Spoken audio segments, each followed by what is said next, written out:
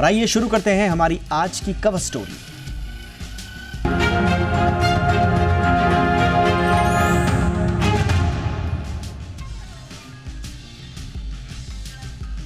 तो ट्रंप की लगाई टैरिफ वॉर के बीच अमेरिकी उपराष्ट्रपति जेडी वेंस आज से 4 दिनों की भारत यात्रा पर हैं। इस दौरान उनकी मुलाकात पीएम मोदी से हुई। खासकर व्यापार, शुल्क, क्षेत्रीय सुरक्षा, द्विपक्षीय संबंध मजबूती कैसे मिले, इन सब मोर्चों पर इसके लिए उनका ये दौरा और प्राइम मिनिस्टर मोदी से उनकी बातचीत काफ़ी अहम मानी जा रही है। सवाल ये है कि पूरा देश जब वेंस भारत आए तो उनकी ओर देख रहा था। टैरिफ पर भारत अपने हित कैसे साधेगा और कैसे सफल होगा। इस पूरी टैरिफ वॉर के बाद जो हमारे लिए जो चिंताएं आई हैं उनसे पार पाने के लिए और जो मौके बने हैं उनको भुनाने के लिए, क्या भारत और अमेरिका के बीच टैरिफ को लेकर कोई संतुलित हल निकल पाएगा? अगर वो हल निकल पाएगा तो वो हल किस तरह का होगा? पहले आप जरा ये रिपोर्ट समझिए। आगे हमारे साथ खास मेहमान होंगे, उनसे हम विस्तार से चर्चा करेंगे कि ट्रंप के दूत भारतीय सरजमीन पर पधारे हैं, कितना उनसे एक्सपेक्ट करें और कितना अभी होगी दूर की कौड़ी। पहले ये रिपोर्ट। जेडी वेंस इंडिया आए, अपने पिटारे में क्या लाए? एयरपोर्ट पर उतरते ही ट्रंप के डिप्टी का भारत में जोरदार स्वागत हुआ। जेडी वेंस के साथ दिखा उनका पूरा परिवार। एयरपोर्ट पर इनकी अगवानी में दिखे केंद्रीय मंत्री अश्विनी वैष्णव। जाहिर है भारत के लिए अमेरिकी उपराष्ट्रपति जेडी वेंस की ये यात्रा बेहद अहम है, क्योंकि हाल ही में ट्रंप के जवाबी टैरिफ से पूरी दुनिया के देश हलकान हैं। फिलहाल तो अमेरिका ने अपने जवाबी टैरिफ को लेकर 3 महीनों का पॉज दिया है, लेकिन क्या वाकई दुनिया भर के देशों को मिलने वाली ये मोहलत आगे भी बनी रहेगी, या फिर भारत सहित ये देश ट्रंप के साथ कारोबारी बातचीत को अमली जामा पहनाकर जवाबी टैरिफ से पार पालेंगे? जवाबी टैरिफ से मची उथल पुथल के बीच जेडी वेंस की ये भारत यात्रा निश्चित तौर पर भारत और अमेरिका दोनों के लिए उम्मीदों भरी यात्रा साबित हो सकती है। ये भी समझना जरूरी है कि ट्रंप का जवाबी टैरिफ भारत समेत दुनिया के देशों के लिए क्यों बना हुआ है संकट। आपको बता दें, अमेरिका में भारत के सामान पर 26% टैरिफ लगाने से निश्चित तौर पर उस सामान की कीमत बढ़ेगी, खास करके उन देशों की तुलना में जिन पर कम टैरिफ लगाया गया है। ट्रंप के जवाबी टैरिफ का सबसे ज्यादा असर भारत के फार्मा सेक्टर पर पड़ सकता है, क्योंकि भारत से अमेरिका में सस्ती दवाएं जाती हैं। एक आंकड़े के मुताबिक अमेरिका भारत से 12 अरब डॉलर से ज्यादा की दवाएं और फार्मा प्रोडक्ट्स आयात करता है। साल 2023-24 में भारत का अमेरिका के साथ ट्रेड सरप्लस 35 अरब डॉलर से अधिक था। वही अमेरिका के साथ कारोबार करना भारत के लिए हमेशा फायदे का सौदा रहा है, क्योंकि भारत अमेरिका को निर्यात ज्यादा करता है और आयात कम। लेकिन ट्रंप के जवाबी टैरिफ के चलते भारत को इस मोर्चे पर नुकसान उठाना पड़ सकता है। ऐसे में ट्रंप के टैरिफ के गतिरोध को खत्म करने के लिए भारत और अमेरिका लगातार एक दूसरे से बातचीत कर रहे हैं। ये भी माना जा रहा है कि 23 अप्रैल से शुरू होने जा रही इंडिया यूएस व्यापार वार्ता में सेवाओं और सीमा शुल्क सुविधा जैसे मुद्दों को शामिल किया जाएगा। इसके साथ ही भारत और अमेरिका द्विपक्षीय व्यापार समझौते यानी BTA के लिए औपचारिक रूप से बातचीत शुरू कर सकते हैं और इससे जुड़े मतभेद को दूर करने के लिए अगले हफ्ते एक अलग टीम अमेरिका जा सकती है। इस बैठक में भारत के वाणिज्य विभाग में अतिरिक्त सचिव को मुख्य वार्ताकार के तौर पर नियुक्त किया गया है। गौरतलब है कि इस साल मार्च 2025 से ही भारत और अमेरिका चरणबद्ध व्यापार समझौते की दिशा में काम कर रहे हैं, जिसका लक्ष्य सितंबर-अक्टूबर तक पहले चरण को पूरा करना है। दोनों देश साल 2030 तक द्विपक्षीय व्यापार को मौजूदा 191 अरब डॉलर से बढ़ाकर 500 अरब डॉलर तक ले जाने के लिए प्रतिबद्ध हैं। जाहिर है दोनों देशों के बीच व्यापार जितना बढ़ेगा, दोनों देश उतने ही करीब आएंगे। ब्यूरो रिपोर्ट, जी मीडिया। बहुत ही खास मेहमान हमारे साथ जुड़ चुके हैं। स्वागत करते हैं अजय बग्गा सर का, जाने माने मार्केट एक्सपर्ट हैं। गुड इवनिंग सर, बहुत बहुत स्वागत है आपका। हमारे साथ हैं मंजीव पुरी सर, पूर्व राजनयिक हैं और अब अंतर्राष्ट्रीय मामलों के जाने माने जानकार। Ambassador Puri sir, good evening sir, बहुत बहुत स्वागत है आपका। एम्बेसडर अनिल त्रिगुणायत सर हैं हमारे साथ, पूर्व राजनयिक हैं और डिस्टिंग्विश्ड फेलो हैं विवेकानंद इंटरनेशनल फाउंडेशन के। बहुत बहुत स्वागत है एम्बेसडर त्रिगुणायत सर आपका भी हमारे शो पे। सबसे पहले जस्ट टू हैव शुरुआत में थोड़ा सा मार्केट भारत क्या चाह रहा है, थोड़ा सा उसका ओवरव्यू ले लेते हैं बग्गा सर से सबसे पहले।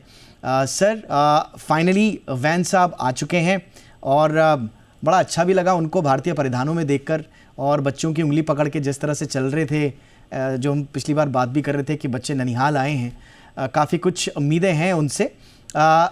अभी तक का जो जेस्चर आपने देखा है, जो गर्मजोशी दोनों साइड से दिखी गई है, क्या लग रहा है सर, बात बनेगी, कुछ बनेगी तो किन मोर्चों पर? जी बिल्कुल, देखिए, दोनों एम्बेसडर्स के सामने बोल रहा हूं तो पहले ही माफी को तलब करता हूं इनसे, बट मार्केट की तरफ ही बोलूंगा क्योंकि जो इनका एक्सपीरियंस है वो मैं नहीं ला सकता हूं।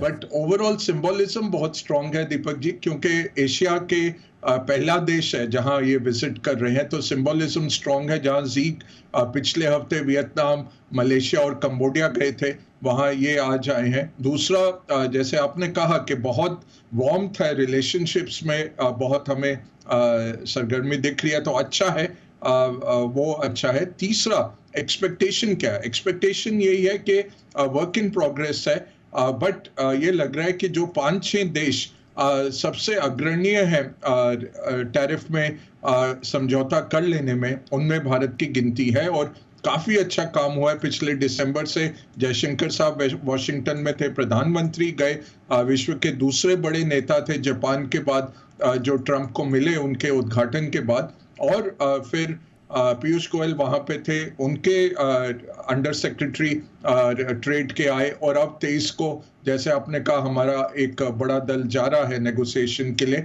19 चैप्टर का एक टर्म्स ऑफ रेफरेंस तैयार हो चुका है, अब उसके ऊपर बातचीत होगी, और पूरी आशा है कि अगले कुछ महीनों में, हो सकता है कि जुलाई की जो एक डेडलाइन है उससे पहले या उसके एक आध महीने के बाद हमारा एक बायलैटरल ट्रेड एग्रीमेंट हो जाए। और अच्छी बात है, पीयूष गोयल साहब ब्रसल्स भी जा रहे हैं, यूके भी जा रहे हैं, तो यूके और यूरोपियन यूनियन के साथ भी फ्री ट्रेड एग्रीमेंट आगे बढ़ने की काफी अच्छी गुंजाइश है, तो मार्केट्स इसको बिल्कुल वेलकम कर रहे हैं दीपक जी।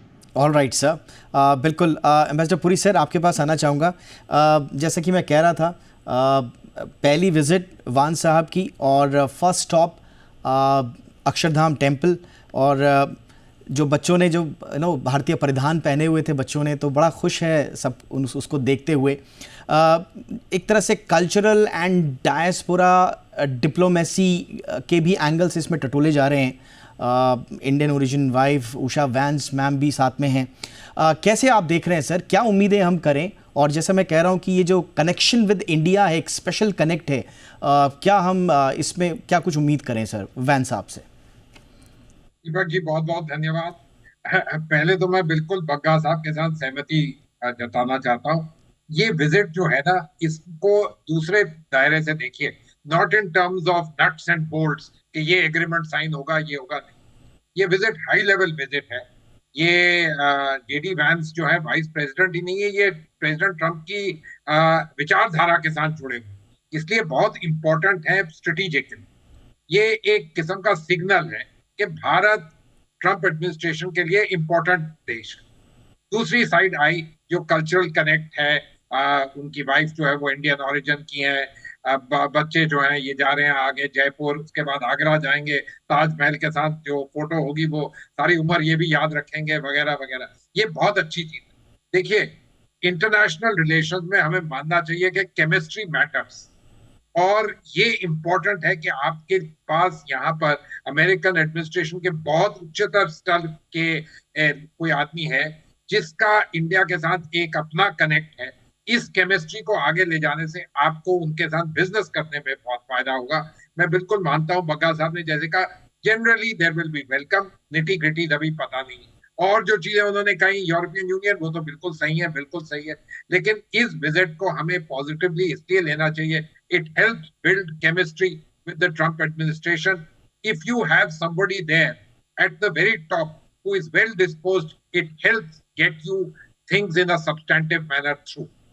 एब्सोल्युटली सर, ये रिश्ता जो है ये हमें भुनाना होगा। आपने बिल्कुल सही कहा सर, ऐसा टॉप हायरार्की में हमारा इतना बढ़िया मजबूत इंडियन ओरिजिन का कनेक्ट, इसको स्वाभाविक रूप से हमें अपने पक्ष में करना होगा। और भारतीय इस समय जो एस्टैब्लिशमेंट है वो तो इस तरह के रिश्तों को और प्रगाढ़ करने के लिए विश्व प्रसिद्ध भी हैं। मोदी जी अपना एक पर्सनल टच भी देते हैं। सो वी होप कि इसमें हमें कुछ और प्रगाढ़ता रिश्तों में दिखाई दे।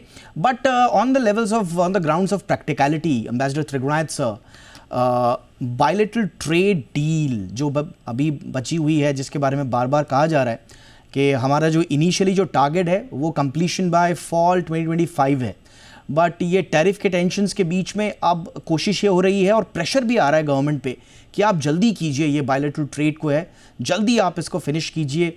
तो उस दिशा में in terms of to push for the bilateral trade deal आप कितना इंपॉर्टेंट देख रहे हैं? और वैंस साहब का जो स्टेचर है, क्या आपको लगता है सर कि भारत अगर कोशिश करे तो थ्रू वैंस साहब हम ये बायलैटरल ट्रेड BTA जल्दी हम पूरी कर पाएंगे सर? देखिए दीपक जी, पहले तो मैं ये कहूंगा कि अम्बेसडर पुरी और बग्गा साहब दोनों ने जो बातें कही मैं उससे पूरी तरह सहमत हूँ। दूसरी चीज आपको ये देखना चाहिए कि मिस्टर वांस जो है, प्रेसिडेंट वाइस प्रेसिडेंट वांस, वो स्वयं ट्रेड डील में इन्वॉल्व नहीं है, लेकिन चूंकि वो राष्ट्रपति ट्रंप की जो फॉरेन पॉलिसी है उसको एग्जीक्यूट करने में उनका बहुत बड़ा रोल है, जो हमने देखा है हर जगह जहां भी वो गए हैं। और तो इस लिहाज से ये जैसा है कि बड़ी स्ट्रेटेजिक विजिट भी मानी जा सकती है। इसके दो पहलू हैं। एक तो ये है कि वो एज ए वाइस प्रेसिडेंट आ रहे हैं, प्राइम मिनिस्टर मोदी पेरिस में मिले थे उनसे, उन्होंने वहां उनको इनवाइट किया। और तो यहाँ पर जो आज जो डिस्कशन होगा मेनली, वो डिस्कशन एसेंशियली होगा कि ओवरऑल रिलेशनशिप के बारे में कैसे BTA जो बायलैटरल ट्रेड एग्रीमेंट है इसको कैसे आगे बढ़ाया जाए। अब अगर हमारी टीम जा ही रही है, हमने एक 19 चैप्टर का वो दे ही रखा है उनको, तो हम पता है हम क्या चाहते हैं। मेनली ये हो रहा है कि ज्यादातर इंडस्ट्री इस बात से सहमत है कि 0 to 0 टैरिफ वाला सिस्टम फार्मूला इवेंचुअली शायद प्रवेल करेगा। तो जहां से हमारी जो वल्नरेबिलिटीज हैं, चाहे वो एग्रीकल्चर सेक्टर है या दूसरे कुछ सेक्टर्स के अंदर में है, उसके बारे में उनके साथ निगोशिएशन हो सकता है। और चूंकि हमारी रिलेशनशिप एक कम्प्रहेंसिव ग्लोबल स्ट्रेटेजिक पार्टनरशिप है, तो उसमें खाली ये ट्रेड ही एक फैक्टर नहीं है, और भी बहुत सारे फैक्टर हैं। फॉर एग्जाम्पल प्रेसिडेंट ट्रम्प जो हैं वो यहाँ आएंगे, क्वाड समिट जब भी होगी, भारत इस साल होस्ट कर रहा है। दूसरी चीज आप ये देखें कि रशिया यूक्रेन वॉर के बारे में क्या हो रहा है, मिडिल ईस्ट के बारे में क्या हो रहा है। कल प्रधानमंत्री मोदी सऊदी अरेबिया जाने वाले हैं, वहां पर किस तरह की बात। तो मैं समझता हूं कि एक बड़ा पूरा जनरलाइज सिस्टम वे में पूरा एक एक्सचेंज होगा। और ये एक बड़ी अच्छी बात है कि early on before meeting president Trump, prime minister Modi ने जो है वाइस प्रेसिडेंट वैंस के साथ में मुलाकात हुई उनकी पेरिस में, और उससे ऑलरेडी हमारा एक बहुत मैं कहूँगा एक अच्छा तरह का रिश्ता और एक जिसको कहते हैं एक स्टेक होल्डरशिप जो है बन गई है। तो मैं समझता हूँ कि काफी अच्छा रहेगा। और वैसे भी जनरली अमेरिका में भले ही प्रेसिडेंट ट्रम्प का ट्रेड के बारे में एक रवैया है, एक उनका स्टाइल है, और उनकी एक अपने कंट्री के लिए ये है, वो समझते हैं कि इससे उनको फायदा होगा, लेकिन ये सारी चीजें निगोशिएशंस के जरिए ही सेटल होगी। Absolutely sir. बग्गा सर, एक बहुत ही इंटरेस्टिंग जो एपिसोड हुआ है इस बीच वो ये, अच्छा पहले तो वान साहब जो हैं चीन में, मुझे लगता है कि चीन के लोग और चीन की गवर्नमेंट इतना ज़्यादा किसी को हेट नहीं करती है जितना वान साहब को करती है।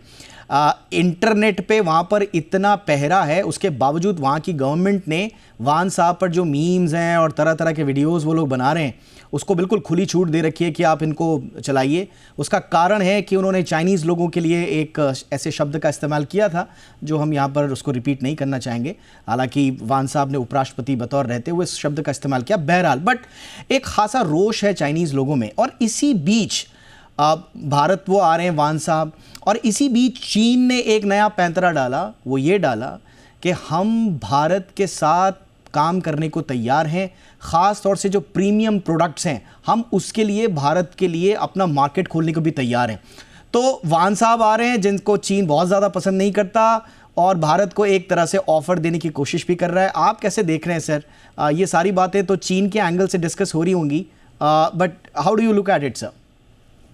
नहीं, देखिए हमें तो बहुत खतरा है चीन से, मिलिटरीली भी खतरा है, और सामान देखें तो $100 बिलियन का ट्रेड डेफिसिट हो गया उनके साथ, तो वो डंपिंग कर रहे हैं। और जब उनका 500 बिलियन का सामान अमेरिका नहीं जाएगा, सबसे आसान है, लैंड रूट्स भी हैं, सी रूट्स भी हैं हमारे साथ, वो डंपिंग करेंगे भारत के अंदर। अभी अभी स्टील पे भी हमने सेफगार्ड ड्यूटी लगाई है, और बजट में जब स्टील की ड्यूटी काटी गई थी, तभी मैं आपके चैनल पे तभी कह रहा था कि ये तो चाइना जो 1 बिलियन मिलियन टन बना रहा है स्टील, 50% दुनिया का वो स्टील बना रहा है, वो तो डंप करेगा पूरी दुनिया भर में। हमने क्यों हटा दी ड्यूटी? तो अच्छा ड्यूटी आ गई। तो चीन को तो बिल्कुल हमें फेस वैल्यू पे लेना नहीं। मैं कहूंगा वियतनाम जो कम्युनिस्ट कंट्री है, जिसने यूएस के साथ युद्ध किया और इंडिपेंडेंस हासिल करी, उनका रवैया देखिए दीपक जी। जी जिनपिंग मिलके आए, 25 से 30 करार कहने को हाथ हाथ मिलाए, वियतनाम चीनी भाई भाई किया, और परसों वियतनाम के प्रधानमंत्री कहते हैं कि अमेरिका हमारे लिए सर्वोपरि है, और हम जो चाहिए होगा टैरिफ और बचाने के लिए करेंगे, और ये भी इंश्योर करेंगे कि चाइना का ट्रांसशिपमेंट हमारे थ्रू ना आए, ना चाइना को उस तरह का जो ऐसे प्रोस्क्राइब्ड लिस्ट पे सामान है वो हमारे थ्रू जाए। तो ये 3-4 दिन जी जिनपिंग के विजिट के बाद वियतनाम को ऐसा ऑफिशियली कहना ऑन रिकॉर्ड, तो आप सोच लीजिए चीन की क्या क्रेडिबिलिटी है। सारा वो बेल्ट एंड रोड भी जो है इनिशिएटिव, वो दलदल में फंसा गया है छोटे देशों को, डेट के दलदल में, जिससे कि उनका इंफ्रास्ट्रक्चर वो हथियार लेते हैं। तो भारत को अपने को बचाना है। 100 बिलियन का उधर से एक्स्ट्रा सामान आ रहा है, तो हमारी इंडस्ट्री खत्म हो रही है चाइनीज माल से, और हमें कोई जरूरत नहीं है उस तरह के माल की।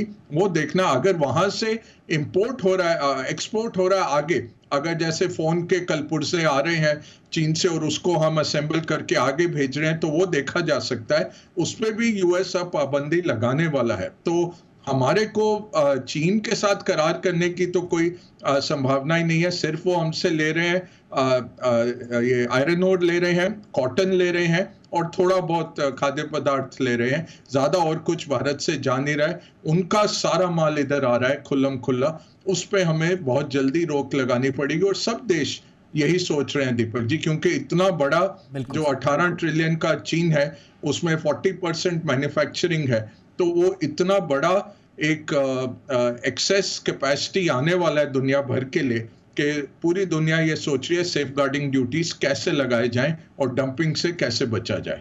एब्सोल्युटली सर, और इसीलिए स्टील पर जो अभी फैसला लिया गया है वो उस दिशा में एक बहुत महत्वपूर्ण फैसला है। प्राइम मिनिस्टर मोदी और वैन साहब के बच्चे जो मिल रहे हैं, उनकी ज़रा तस्वीरें दिखाइए। मैं थोड़ा सा आपसे बार बार कह रहा था ना, कल्चरल और डायस्पोरा डिप्लोमेसी, आजकल हम देख रहे हैं कि ये पर्सनल टच वाली डिप्लोमेसी काफ़ी काम कर जाती है बड़े से बड़े पेचीदा मसलों में। सर, अब ट्रम्प का 90 दिन का जो अल्टीमेटम है वो 9 जुलाई को ख़त्म हो रहा है, उसके बीच में सर ये काम करेंगे? अभी आपने ट्रम्प साहब के प्रशासन को और मोदी जी के रिजीम के साथ कोऑर्डिनेशन, तालमेल को कैसे देखा है सर? अभी तक कैसे देखा है, और ये तस्वीरें क्या कुछ कह रही हैं आज की? दीपक देखो, मैं 2-3 चीजें आपको कहता हूँ, थोड़ा सा शायद मेरा व्यू कॉन्ट्रेरी। ये ट्रम्प जो है ये कोई जीरो टैरिफ गेम नहीं खेल रही, ये गेम है ट्रेड बैलेंस, और ये हमारे लिए बहुत मुश्किल है उनके साथ। ये सिर्फ तब हो सकता है अगर आप बहुत पैमाने पे उनसे पेट्रोलियम प्रोडक्ट खरीदें, डिफेंस प्रोडक्शन खरीदें। उनके प्रोडक्ट्स जो हैं they are not competitive in India, they don't fit in. और बग्गा साहब जो बोल रहे हैं ये बिल्कुल मैं जानता हूँ क्यों हमने टैरिफ ड्यूटी चाइना के लिए कंप्लीट की, क्योंकि हमारा इंडस्ट्री चाहता था कि ये किया जाए। और ये जो need based, so is the world looking at ostracising China? मुझे नहीं लगता, बिल्कुल नहीं, ऐसा कुछ नहीं। अभी तो दुनिया अमेरिका के बारे में बहुत संभल के बात कर रही है। Of course people want to have good relation. देखिए, हमारी जहां तक स्थिति है, let's be very clear, America is a very important and a strategic partner for me. इसमें बायलैटरल इश्यूज हैं, लोगों के इश्यूज हैं, हमारे चाइना पॉलिसी उसमें इश्यूज हैं, geostrategic. We would like to have something going with them, but negotiation जिनकी आप बात कर रहे हो ये कोई इतने आसान है नहीं, क्योंकि मुझे तो ये नहीं लगता कि चाहे अमेरिकन नेगोशिएटर जो है उनको ये भी पता कि हमें क्या चाहिए। तो जो अभी तक नेगोशिएशन जापानीज वगैरह के साथ हुई है वो बिल्कुल उनके रिपोर्ट्स ऐसी ही। So it's a bit of a difficult thing. इतना आसान नहीं है कि हमारी टीम वहां जाए और ये सब बिल्कुल तय हो जाए। हमारे अपने इश्यूज भी हैं, मुद्दे बहुत पेचीदे हैं, लेकिन उनको छोड़ के क्या वहां पर क्लैरिटी है, ये भी I am not so very sure about it. I hope there is clarity. I hope we are able to get things done because the United States is the paramount economic power in the world. Very useful for us. हमारे बहुत सारी चीजें हैं, लेकिन we really have to see. JD Vance, Vice President साहब की visit जो है, it's important to build chemistry, show the building of strategic relations, or hopefully leverage this for some kind of, let me say, a perspective at the very top of the administration. Okay, let's try and achieve some kind of a deal, if I may say so, with India. On the other hand, एक चीज याद रखिएगा, ये जो culture और diaspora चीज है, ये this needs to be played with a little degree of smartness, क्योंकि the fundamental aspect of the Trump victory is about make America great again, and the MAGA crowd has its own ideas. So we need to play this smartly. I'm sure we will, and I'm sure we are working on it. And let's hope for the very best. Absolutely sir, you rightly said sir कि वस्तु स्थिति जो है, जो हमें तस्वीरों में जो गर्मजोशी दिखाई देती है, उसके पीछे की भी दरअसल एक हकीकत है। उस हकीकत के दो नाम अमेरिका में बड़े मशहूर हैं। एक है वहाँ का डीप स्टेट और दूसरा नाम है मागा, जिसे कहा जाता है। तो इन दोनों से पार पाना बड़ा मुश्किल है। और सही आपने कहा सर कि दरअसल कूटनीति को तस्वीरों के ज़रिए मत समझिए, दरअसल जो हकीकत है उसके अंदर की जो सच्चाई है वो बड़ी गूढ़ होती है। Having said that, ambassador Trigunayat sir, एक फ्रेगमेंटेशन ऑफ जो ग्लोबल ट्रेड हो रहा है, एक सिग्नल तो साफ साफ है अमेरिका की तरफ से, और वो ये है कि भाई हम तो जा रहे हैं टुवर्ड्स प्रोटेक्शनिज्म और फ्रेगमेंटिंग global trade into regional blocks. अब भारत के लिए इसमें कहाँ है सर? ये भी कहा जाता है कि हम अपने लिए रास्ते को तलाशना तो चाहते हैं, लेकिन हमारे पास वो वॉल्यूम नहीं है, वो स्केल नहीं है, शायद वो अभी उतनी तैयारी भी नहीं है कि हम इस ट्रेड वॉर में अपने लिए कुछ अपॉर्चुनिटीज़ निकाल पाएँ। तो सर सही रास्ता क्या है? भारत अपनी तैयारियाँ पुख्ता करे यहाँ से, या सिर्फ बायलैटरल रिलेशंस के थ्रू यूएस और भारत के रिश्तों को ही प्रगाढ़ करने पर अभी ज्यादा फोकस करें? देखिए, ये सारी चीजें एक साथ होनी है, एक बार अलग अलग नहीं हो सकती हैं।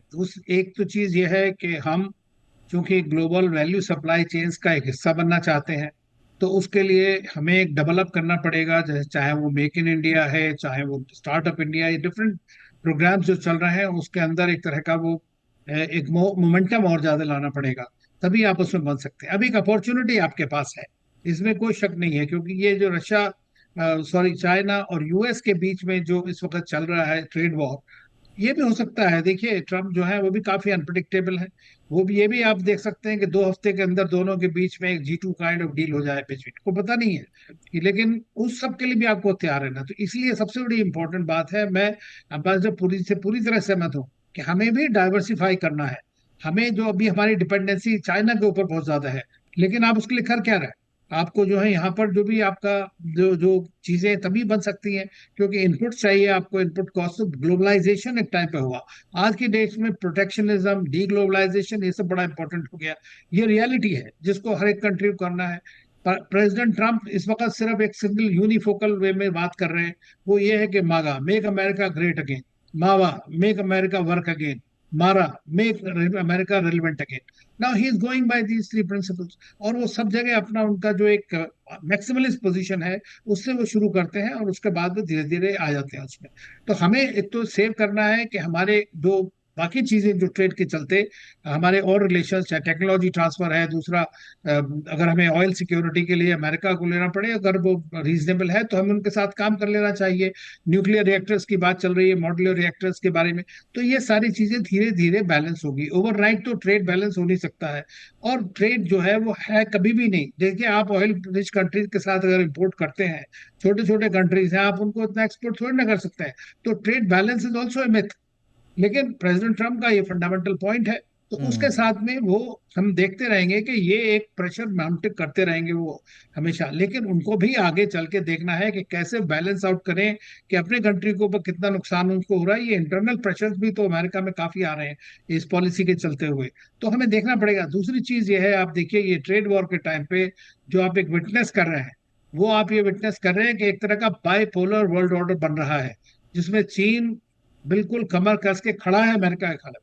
और मैं नहीं मानता, जैसे अभी एक बात कही बग्गा साहब ने वियतनाम के बारे में, आप ये देखिए कि वियतनाम में चाइना का इतना बड़ा इन्वेस्ट है, सबसे बड़ा इन्वेस्टमेंट उनका है, और वही इन्वेस्टमेंट के चलते अमेरिका ने सबसे पहले वहां लगाया टैरिफ वियतनाम एक्सपोर्ट्स के ऊपर। तो वियतनाम का रिएक्शन क्या हुआ कि 0% पे तैयार है हम करने के लिए। उससे क्या होता है कि चाइना के एक्सपोर्ट्स तो चलते ही रहेंगे, वो थोड़ी ना खत्म हो रहे हैं। इस तरह वो कहाँ गए, मलेशिया गए, वो कहाँ गए, कंबोडिया गए, वो सारे कंट्रीज जिनके साथ उनका इंटीग्रेशन हो चुका है काफी कुछ ट्रेड इन्वेस्टमेंट्स के बारे में। तो मैं समझता हूँ कि हमको उस चीज को भी देखना पड़ेगा, और अपने लिए हमें और मार्केट्स के थ्रू, अब यूरोपियन यूनियन के साथ आप फ्री ट्रेड एग्रीमेंट कर रहे हैं, 20 साल हो गए, आज तक नहीं कंप्लीट हो पा रहा है। लेकिन under the push from Trump ये पॉसिबल है कि इस साल हमारा यूरोपियन यूनियन के साथ, यूके के साथ में और दूसरे कंट्रीज के साथ में फ्री ट्रेड एग्रीमेंट हो जाए। लेकिन उसमें हमें फायदा होना चाहिए। पहले फ्री ट्रेड एग्रीमेंट जितने हुए उसमें हमारी इंडस्ट्री को कोई खास फायदा नहीं हुआ। तो अब वो जो बन रहा है उसको मेरे ख्याल से और आगे हमें बढ़ाना चाहिए। लेकिन ये रिलेशनशिप को हम खाली ट्रेड के रूप में ना देखें, क्योंकि इसके अंदर बहुत स्ट्रेटेजिक डायमेंशंस है, जी। और वो जो है ज्यादा इंपॉर्टेंट है। और मैं समझता हूँ ये जो एक स्ट्रेटेजिक विजिट है, first big opening that we are getting through mister Vance, that should be exploited to the hilt. Absolutely sir, आपने बहुत इंपॉर्टेंट पॉइंट बोला। ये जो दौर है ख़ास तौर से ट्रम्प टैरिफ के बाद, ये है the era of rise of the alternative supply chains.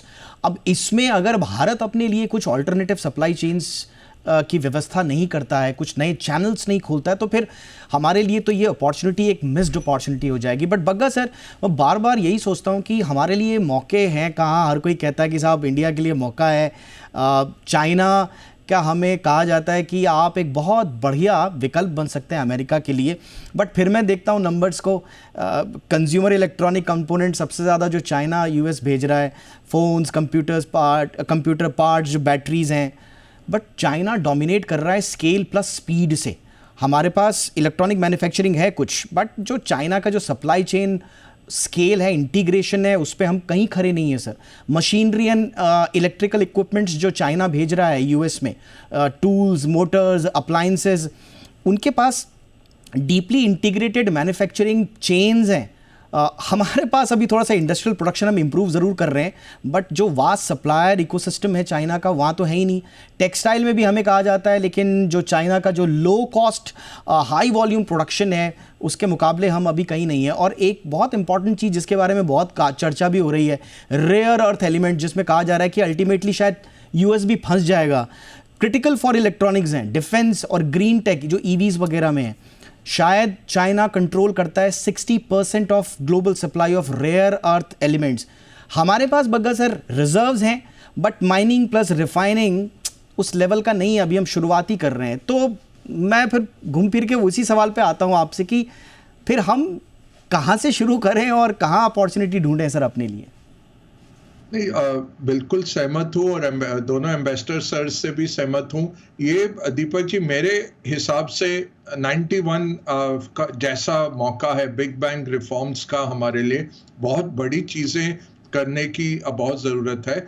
China हम देखते हैं कि मिरेकल हुआ है पिछले 40 सालों में, बट वो सब आपको एयर ब्रश्ड मिरेकल देखता है। हाँ, उत्पादन ज़रूर है, क्वालिटी भी है, स्केल भी है, और लिंकेजेस भी हैं, वो सब उन्होंने कर लिया है। बट 350% डेट टू जीडीपी पे वो बैठे हुए हैं, और ज़्यादातर उसके ऊपर $12 trillion of the balance sheet है, जो कहीं गिनती में आता नहीं है लोकल गवर्नमेंट्स के पास।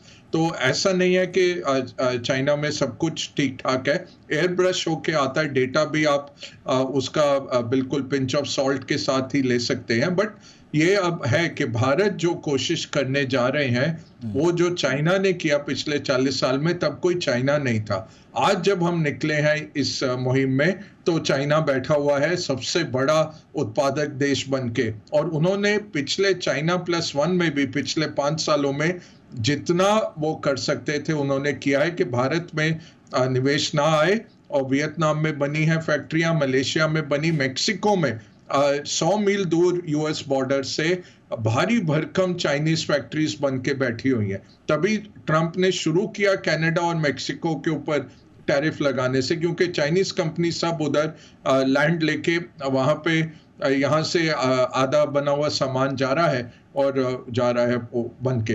अब जैसे इलेक्ट्रॉनिक्स हम बहुत तालियां बजा रहे हैं, 15 बिलियन 20 बिलियन हो गया, बस उस इलेक्ट्रॉनिक्स में दीपक जी 20% वैल्यू ऐड है। Yes. 80% वैल्यू ऐड तो चाइना से आ रहा है। तो जो भी हम कर रहे हैं वो उन्हीं को फायदा हो रहा है, और वो लिंकेज है। अब वो जैसे एम्बेसडर सर कह रहे थे कि ग्लोबल लिंकेज तो अब बन गए हैं, और ट्रंप भी जानते हैं। बहुत अच्छी बात उन्होंने की। हम कहते हैं शॉक करते हैं, फिर नेगोशिएट करते हैं, फिर डील करते हैं।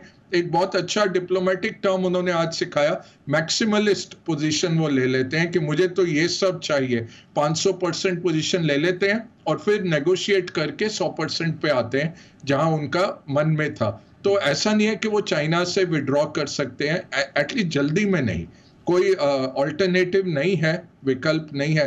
अमेरिका 4 मिलियन टन स्टील बनाता है, China 1 billion ton, 1000 million ton China बनाता है। तो अमेरिका का जो 25% पिछली बारी लगाया था 2018 में जब टैरिफ लेके आए थे, 1000 नौकरियां लगी स्टील में अमेरिका में, 75,000 नौकरियां स्टील के यूजर्स की निकल गई थी दीपक जी। तो ये जो टैरिफ है अभी हमें पता नहीं लगेगा जून तक, क्योंकि 60 से 90 दिन का सबने सामान अंदर कर लिया है। वॉलमार्ट से लेकर फैक्ट्रियों ने सबने पहले शिपिंग करके सब सामान अंदर कर लिया। तो अप्रैल में जून लगेगा, सब कहेंगे जी कोई फर्क ही नहीं पड़ा टैरिफ का, कीमतें तो बढ़ी नहीं। एकदम से वो इन्वेंट्री जब कम होने लगेगी तब आपको असली पता लगेगा। तभी ट्रंप ने 90 दिन का टाइम भी लिया है कि होपफुली जुलाई तक वो कुछ ना कुछ इसमें विकल्प ढूंढ लेंगे। बट चाइना के बिना दुनिया भी नहीं चलती, बट हमें बच के रहना है। और अगर हमें अपने लोगों के लिए नौकरियां करनी है तो फिर हमें बहुत पैसा लगाना पड़ेगा पीएलआई में, लोगों को स्किल्ड करना पड़ेगा, डिसिप्लिन लाना पड़ेगा, और जो हमारा तरीका है प्रोडक्टिविटी का वो बहुत बढ़ाना है। अब ये $150 मिलियन चाइना का बड़ा टेक्सटाइल वाला बांग्लादेश में लगा रहा है।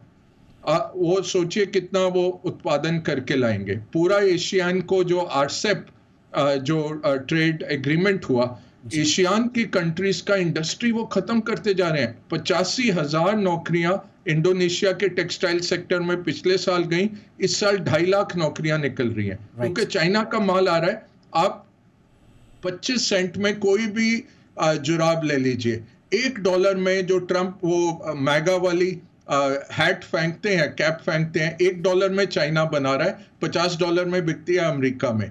वो चाहे उस पर आप टैरिफ लगा भी दीजिए, $3 का भी हो जाए, फिर भी इतना मार्जिन है। 1 लाख टी शर्टें बिकी हैं कि बॉयकॉट चाइना, जो मेड इन चाइना की टी शर्टें हैं। Absolutely. तो हर चीज में ऐसा नहीं है। ये आपने बहुत अच्छी बात बताई सर, सच में ये बहुत कि मागा की या बायकॉट चाइना की टी शर्ट जो है अमेरिका में बिक रही है, मेड वो भी चाइना से बन के आ रही है। जी, और व्हाइट हाउस की प्रेस सेक्रेटरी हैं, रोज जो वो ड्रेस डालती हैं चाइनीज सोशल मीडिया पे, वो डालते हैं कि इस स्टोर में ये बनती है, इस फैक्ट्री में बनती है ये ड्रेस, तो मेड इन चाइना ड्रेसेस डाल रही हैं। Puri sir, yes sir, Bagga sir, ambassador Puri sir कुछ कहना चाह रहे हैं sir, please sir, Puri sir. नहीं, मैं तो बिल्कुल हंस रहा हूँ क्योंकि बग्गा साहब ने बिल्कुल सच बोल दिया। यहाँ पर फैक्ट ये है, एक और चीज नोट करिए, इसमें पैसे कौन बनाता है? ठीक है, चाइनीज तो बनाते हैं, लेकिन अमेरिकन कंपनीज बहुत पैसे बनाती है। ये एप्पल जो है, it's the most valuable company in the world. How did it become? Because it manufactures in China. ये realities are quite complex. This globalized world, supply chains from here to there, it's quite a relationship. And the US economy and the Chinese economy are quite intertwined. Dekho, we'll have to wait and watch what happens. Bagga Sahab, on a very interesting note, if you take this 90 days pause, and agar usme aap thoda sa add kare another 2-3 months of inventories which have piled up, when inflation will hit America, right at the time when people want to buy, when the market is all set, when the Christmas season is beginning. Think about what could happen to Mr. Trump at that stage. That, absolutely. क्या बात है sir. वो चाबी तभी लगाते हैं, बोलते हैं we will not allow you to celebrate Christmas. पिछली बारी 2018 में they had given this warning to Trump कि आपका क्रिसमस ही खत्म हो जाएगा। देखिए एब्सोल्युटली सर, आप जैसे विद्वानों के साथ बैठ के यही पता चलता है कि दिसंबर तक क्या कुछ होने वाला है। Anyway sir, Trigunayat sir, sir आपका क्लोजिंग रिमार्क, इंडिया के लिए अभी सबसे क्रूशियल क्या होगा डिप्लोमेटिकली एंड स्ट्रक्चरली भी हमारे लिए, अपने लिए रिफॉर्म्स करने? हम देख रहे हैं आजकल जात पात धर्म में बहुत ज़्यादा उलझे हुए हैं, ये छोड़ के थोड़ा सर अपनी कैपेसिटी बढ़ाने पे भी काम करना होगा। त्रिगुणायत सर। जी हाँ, देखिए हमें काफी रिफॉर्म्स तो हुए हैं, लेकिन मैं समझता हूँ कि अब एक फार रीचिंग रिफॉर्म्स का टाइम है। जब चाइना +1 हुआ तो उस वक्त में भारत में हार्डली कोई इन्वेस्टमेंट इस तरह का मेजर आया, लेकिन अब अगर चाइना +1 है तो वो होगा China +1 is the United states. Large number of companies जो हैं वो वहां से इनको बोल रहे हैं कि वापस आओ, ये करो, तो वो यूएस में सेटअप करने की कोशिश करेंगी। तो हमको उस तरह से तैयारी करनी है दोनों तरफ से। देखिए आपको हमारी जो कंपनीज हैं, बहुत सारी इंडियन कंपनीज जो हैं वो अपना पैसा ले आ रही हैं बाहर, यूएई और इधर उधर सब ऐसे ही खबरें आती हैं। तो वो भारत में तो इन्वेस्ट नहीं हो रहा है, तो क्यों नहीं हो रहा है उसके बारे में हमें बड़ा एक चिंतन करने की आवश्यकता है कि हमारी ही कंपनी अगर बाहर जाकर के इन्वेस्ट कर रही है, रियल एस्टेट में खर्चे कर रही हैं, तो मेरे ख्याल से हमें उनको उस तरह के इंसेंटिव्स देने चाहिए। पीएलआई कोई बहुत ज्यादा सक्सेसफुल नहीं हो पाई है, तो उसको भी देखना है कि किस तरह उसको इम्प्रूव किया जाए। अभी लास्ट बजट में किया है उन्होंने कुछ। तो देखिए जायंटिक चैलेंजेस हैं इकोनॉमी वाइज, तो economic reforms, wide ranging economic reforms आने से। अब सऊदी अरेबिया और यूएई मिलकर के एक रिफाइनरी बनाना चाहते थे, $40 बिलियन इन्वेस्टमेंट, आज तक हम उसका जगह की नहीं फाइनलाइज कर पाए हैं। तो ये सारी चीजें हमें देखनी पड़ेगी कि हमारे यहाँ पे जो किसी भी तरह की अगर स्ट्रक्चरल प्रॉब्लम्स हैं तो उसको रिजॉल्व करें, तभी आप एक ग्लोबल वैल्यू सप्लाई चेन का पार्ट हो सकते हैं। दूसरा, हमें एक नीश एरियाज देखना। अब फार्मास्यूटिकल्स की बात, हम अगर फार्मेसी ऑफ द वर्ल्ड है तो हम 70% तो एपीआई चाइना से आ रहा है हमारा। सिमिलरली इलेक्ट्रॉनिक्स के बारे में बग्गा साहब ने कहा। तो मैं ये समझता हूँ कि हमें जब अपना मेक इन इंडिया को और ज्यादा अट्रैक्टिव बनाना, ताकि कंट्रीज भी आए और उनको फायदा भी हो। लेकिन इस वक्त चांस ये है कि अगर चाइना और यूएस का वॉर, ट्रेड वॉर वाकई में जिस तरह दिखाया जा रहा है 245% और ये वो इस तरह चलेगा, तो आप देखिएगा कि उसमें आपको कुछ थोड़ा बहुत फायदा हो सकता है। उस फायदे का हमें उस विंडो को जरूर अवेल करना चाहिए। एब्सोल्युटली, लेकिन उस फायदे तक पहुंचने के लिए हमें एक स्पिरिट की आवश्यकता होगी। ट्रम्प से पूरी दुनिया सहमत असहमत हो सकती है, लेकिन उन्होंने इकोनॉमिक नेशनलिज्म और अमेरिका फर्स्ट की फिलॉसफी और साथ ही साथ जो कन्फ्रंट्रेशनल और यूनिलैटरल अप्रोच है उनकी, बोल्ड, एग्रेसिव, ये सारा का सारा उनका एक पर्सनैलिटी जो ट्रेट है उनका, वो ये दिखाता है कि ट्रम्प जो भी करते हैं एनिमल स्पिरिट के साथ करते हैं। सिमिलरली अगर भारत को इस पूरे डिसरप्शन में अपने लिए मौके तलाशने हैं तो हमें अपने मैन्युफैक्चरिंग में, डोमेस्टिक प्रोडक्शन में एक एनिमल स्पिरिट दिखानी होगी, जिसका समय शायद अभी है। क्या हम वो एनिमल स्पिरिट दिखा पाएंगे, ये आने वाला वक्त बताएगा और इस देश की सरकारों और तंत्र की इच्छा शक्ति बताएगी। ऑल द बेस्ट हम भारत और भारतीय गवर्नमेंट को और यहाँ के लोगों को और कारोबारियों को देते हैं कि इसमें मौके ज़रूर तलाशें। और बहुत बहुत शुक्रिया करते हैं आज के मेहमानों का। Thank you so much Bagga sir, ambassador Puri sir, ambassador Trigunayat sir. बहुत सम्मान के साथ आपको हम विदा दे रहे हैं। बहुत अच्छी सारगर्भित आपने चर्चा की। Thank you so much sir, आप तीनों का बहुत बहुत शुक्रिया। एक छोटा सा ब्रेक के उस पर कुछ और खबरें।